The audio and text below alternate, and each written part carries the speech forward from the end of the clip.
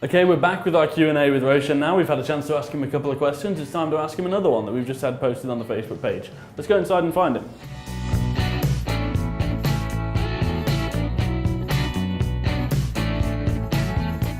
Hey, Roshan. Yeah, yes. What's up, man? I got another question for you.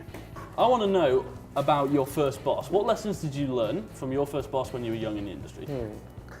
My first boss was a guy called Mike Petroselli, and Mike was very interesting because one of the first things he told me was always take on the hardest jobs. And he made my job miserable. I mean, he always gave me the hardest thing to do. So he said, do finance, do things that you will never do in your life. You know, eat the frog. Always do the hardest things first. And so he to me, it was really sound advice because after that, I always took the job that nobody wanted to do. One thing, it helped me to get ahead because nobody wanted a job and you volunteered. But it also taught you so much lessons because the hardest job gives you the most outstanding learning. You know, when you take something so hard, you learn the most. So that was number one.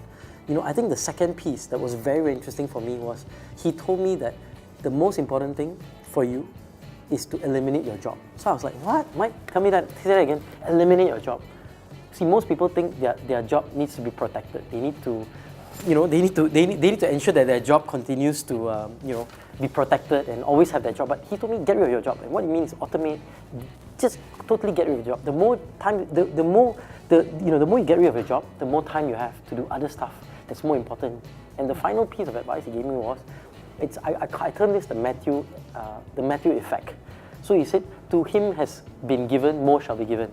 And to the person who has nothing, even that will be taken away, right? So something to that effect. I mean, it's called the Matthew effect from the book of Matthew. But basically what Mike was telling me was something very simple. He says that, look, you may have a skill, but if you don't develop it, right, it'll be taken away from you. So if you have something that's good, okay, you're analytical, okay, how do you develop it to the next level? How do you keep learning even more? You know, you're good at writing, how do you write even more? You're good at, you know, relationships, how do you take that to the next level? How do you deepen your relationship? So to him, it was those two things.